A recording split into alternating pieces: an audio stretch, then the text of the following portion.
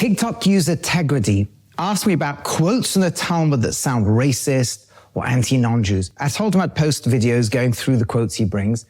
The first one is from Libre David 37. To communicate anything to a Goy about our religious relations would be equal to killing all Jews, for if the Goyim knew what we teach about them, they would kill us openly. Oh, terrible. Well, here's the good news. That quote, like so many others, is a fabrication. There is no such work as the Libre David. In fact, the word Libre is not even a Hebrew word.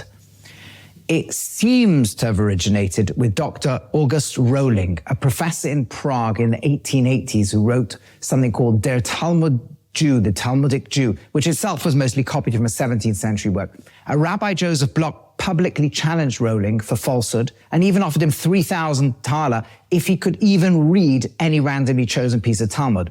Rowe sued the rabbi for libel.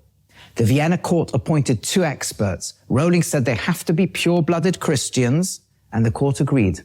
Nevertheless, after examining all his anti-Talmud claims for 2.5 years, the expert report was ready, and it was clear Rowe was going to lose his case. So he withdrew his libel charge, the court ordered him to pay costs, and he was fired from his academic post.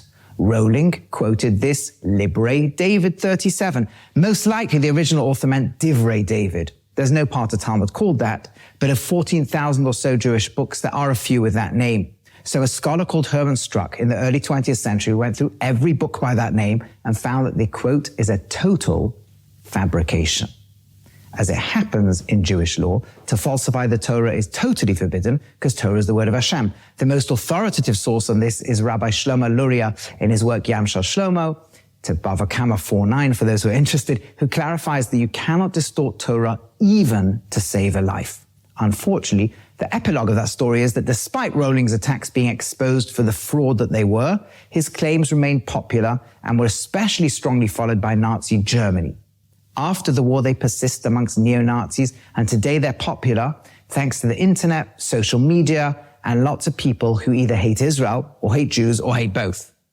In future videos, I'm going to address both claims that are fabricated like this one, but also claims that are actual quotes taken totally out of context.